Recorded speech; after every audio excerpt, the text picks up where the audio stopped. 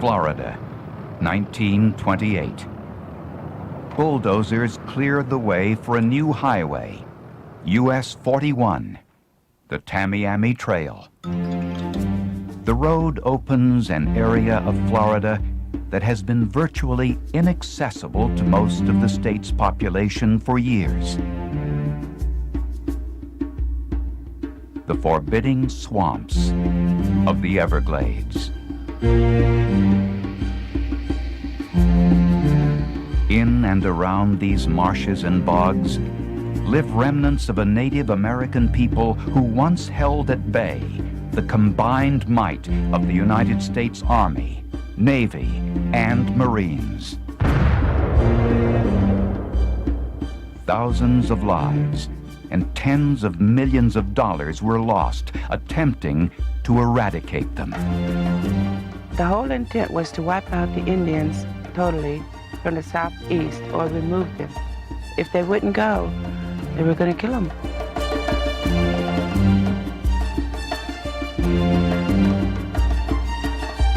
But the people of this land, the Seminoles, stood and fought.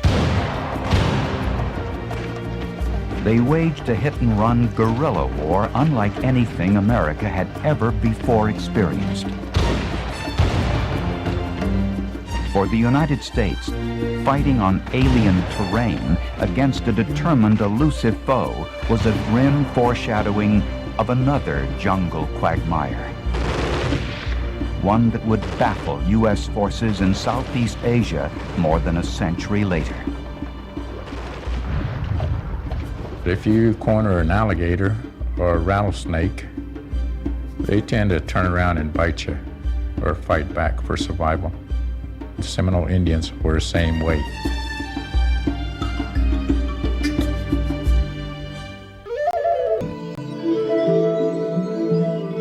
The Muskogee-speaking tribes, dubbed the Creek Indians by the British, inhabit at least 60 villages in Alabama and Georgia.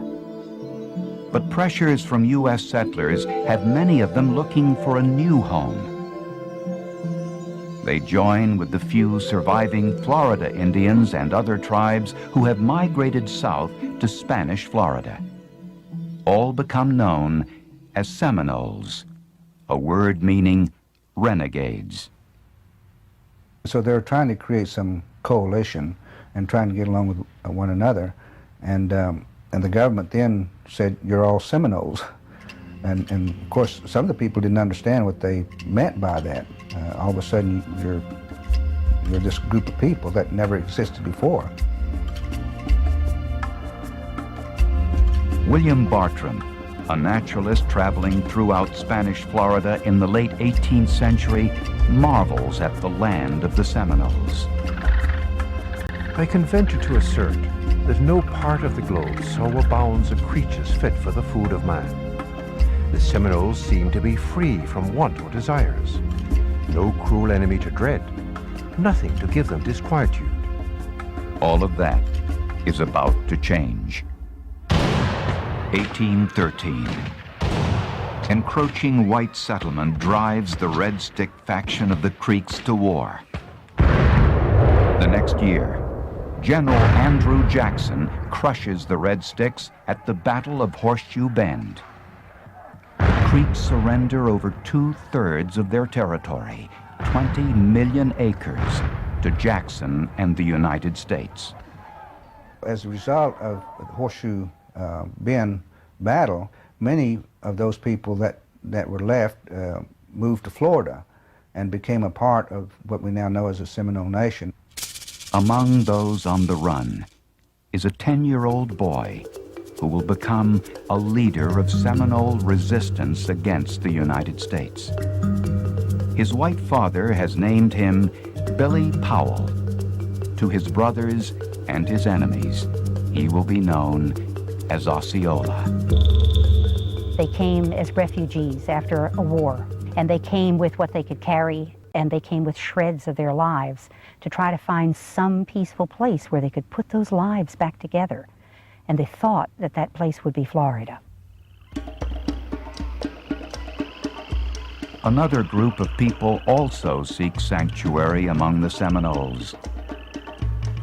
Blacks fleeing the horrors of slavery in the United States. In Spanish Florida, the runaway slaves join other blacks working and living with the Indians. It became quite a thing to flee into Florida by the hundreds, and it was quite productive. They could raise crops right next to the Indians. They married Indians. They became a part of the frontier. They raised their families. They raised their grandchildren, and they died right here in Florida. The blacks and Seminoles discover they have much in common. Many African traditions, including social structures and religious beliefs, are very similar to those of the Indians. But nothing strengthens their bond more than a common enemy, the white Americans. Stinging from the memory of the lash, the blacks warn the Seminoles never to trust the United States government. Once you've gained your freedom, for the most part, once you've had that taste of freedom, they probably made up their mind that, hey, they may come for me someday, but I'll never accept going back into that way of life ever again. Southern slaveholders are angry that blacks are escaping to Spanish Florida.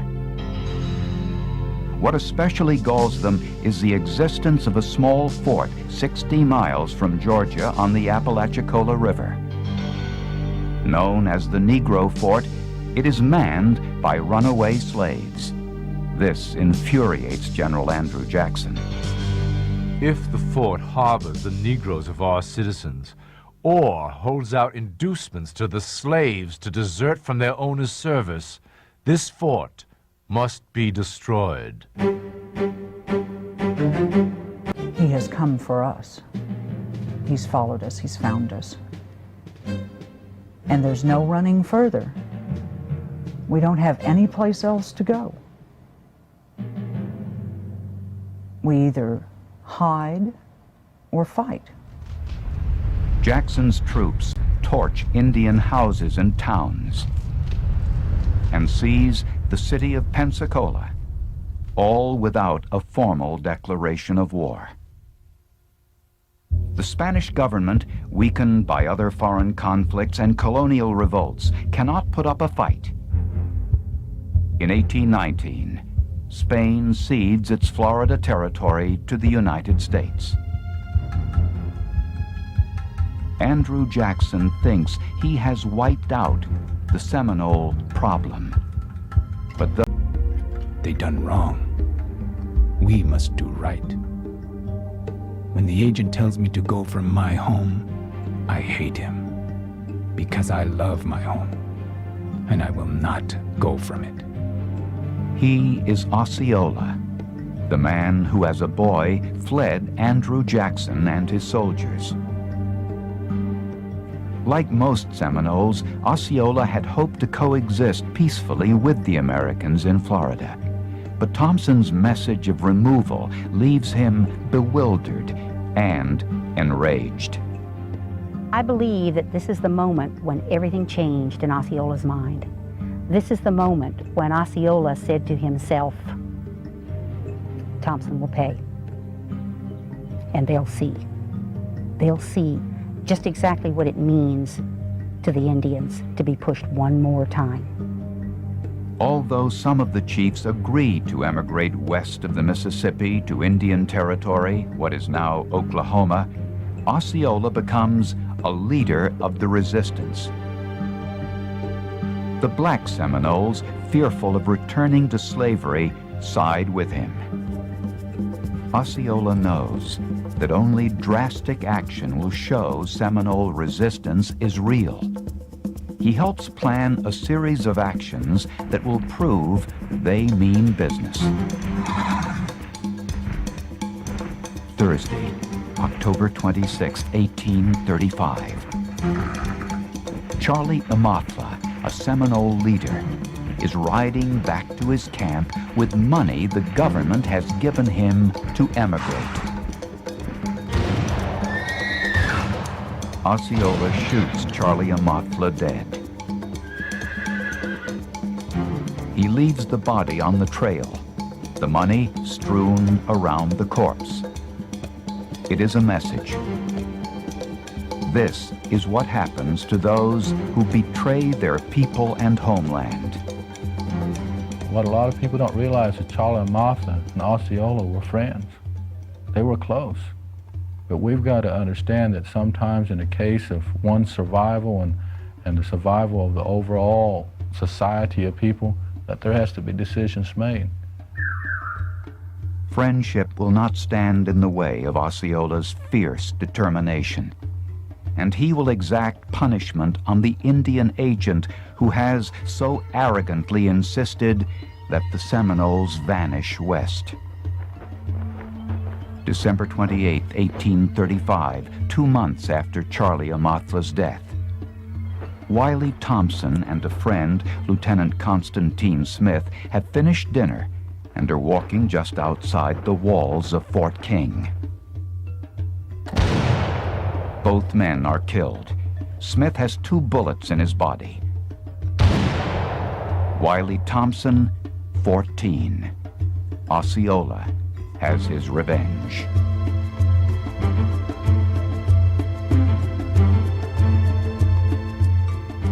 I think they just took all they could take. They went to the limit of human endurance as leaders to protect what they had, and they're simply willing to fight. But the fact is, we're going to fight to the end.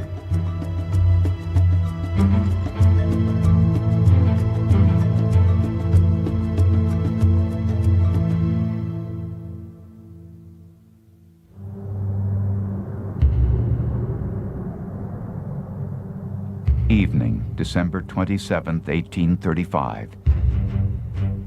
Central Florida. Major Francis Dade and 2 companies of soldiers are resting. They have been on the move for 4 days, a relief column headed for Fort King.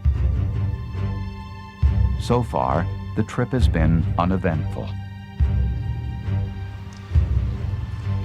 Then the morning of the 28th of December, there was a drizzle of rain falling. The temperature was some 48 degrees, quite chilly. Major Dade called out to the men and told them that I can't tell you to put your weapons on the supply wagon, as it would be unmilitary. But you can carry them under your coats to keep your powder dry because of this drizzle of rain. 8 a.m., cold and wet. The men march along the road between a lake and the Wahoo Swamp. Major Dade assures them they are safe. We have now got through the danger, he says. Keep up good heart, and when we get to Fort King, I'll give you 3 days off for Christmas.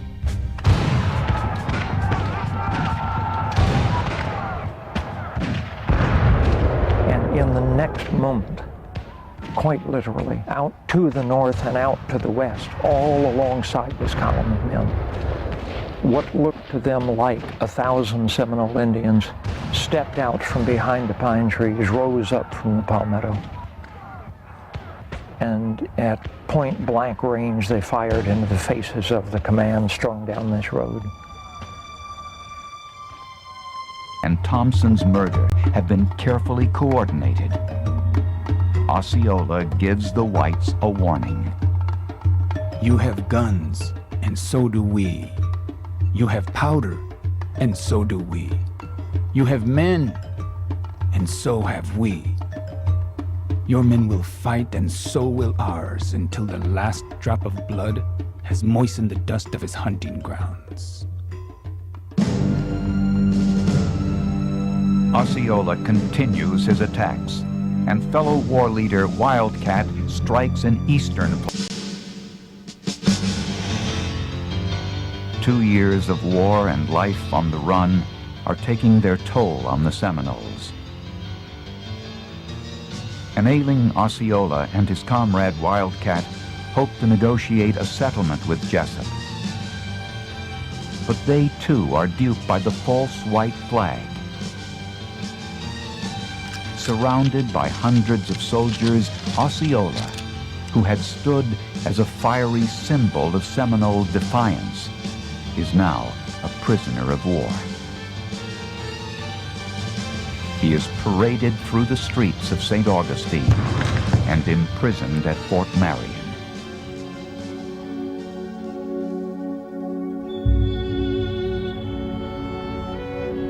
December 1837. As hundreds of disheartened Seminoles are captured and dispatched west, the government decides to ship Osceola north to a harbor fort in Charleston, South Carolina. Osceola becomes a tourist attraction as sightseers crowd to gawk at him. He is weak and weary, ill with malaria, and quinsy, an infected, inflamed, sore throat.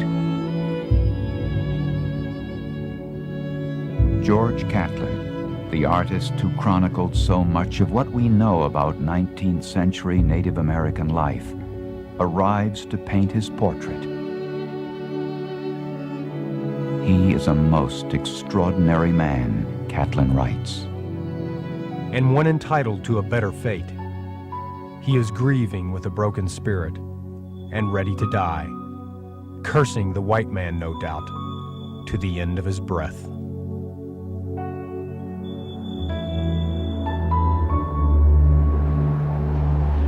January 30th, 1838. Unable to talk, the 33-year-old Osceola signals his wives to bring him his full war dress. He paints his face, knowing that sickness is going to end his life. He shakes hands with everyone in the room, including physician Frederick Wheaton. He made a signal for them to lower him down upon his bed. He then slowly drew from his war belt his scalping knife, which he firmly grasped in his right hand, and in a moment smiled away his last breath without a struggle or groan. He was just the epitome of life for the Seminole. Very proud people, people who were tied to the land and for very spiritual reasons. A group of people who loved their families and would do anything to protect and defend their family and their home.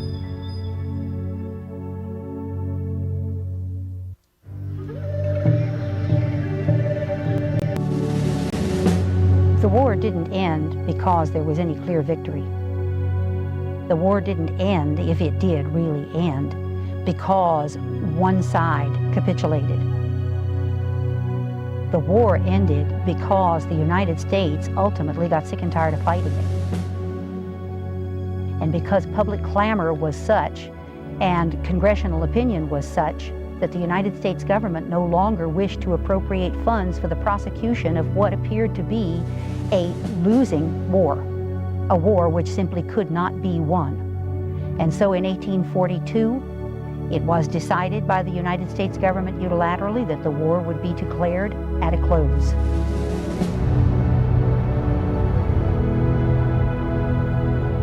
More than 2,000 American soldiers have died, and untold hundreds of Seminoles. 3,000 have been removed to Indian territory.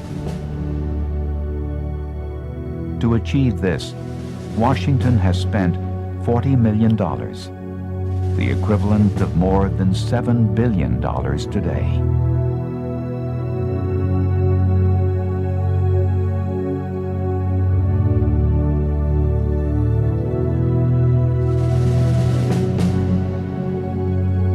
But in spite of all the money and all the bloodshed, the government never truly defeats the Seminoles. At war's end, 300 still remain in Florida. Having successfully resisted for so long, they are allowed to stay. To these survivors, the United States has given in. There was a certain faction, Seminoles, that can actually officially say that they did not come to the point where they said, we surrender, we give up. The ones who would never officially surrender or sign a peace treaty with the government in the time of conflict with the United States.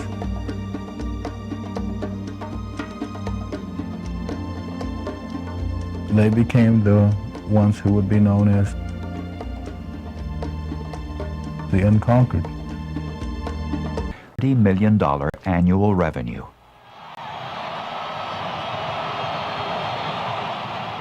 Florida State University's football team, the Seminoles, were the 1993 NCAA national champions. Every fall Saturday, a new Osceola rides.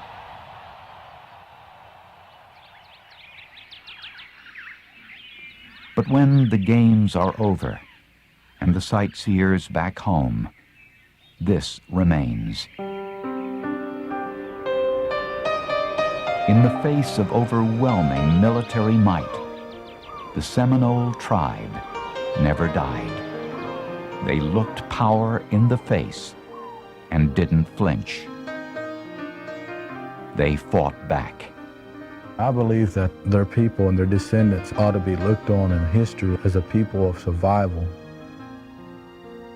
a people that under any given circumstances adapted and continued to hold on and to live on and to cherish life